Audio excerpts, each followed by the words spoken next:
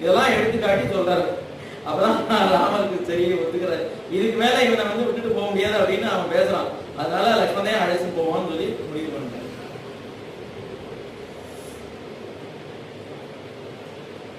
சர்வத்தையும் தங்கிட்ட இருக்கிறது அத்தனையும் தானம் பண்ணிட்டு வாசலுக்கு வந்தா அங்க திருஜடன் அப்படிங்கிற ஒரு பிராமணோத்தமன் வரான்.